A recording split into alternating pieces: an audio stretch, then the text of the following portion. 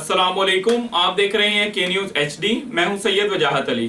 खबर शामिल करते हैं साहिवाल से। साहिवाल खत्म नबूवत सेंटर दारुल कुरान आपपारा साहिवाल में खत्म नबूवत ट्रेनिंग वर्कशॉप मुनक्कद हुई, जिसमें दीनी व असरी तालीमी इदारों से उस्ताज़ा ने शिरकत की।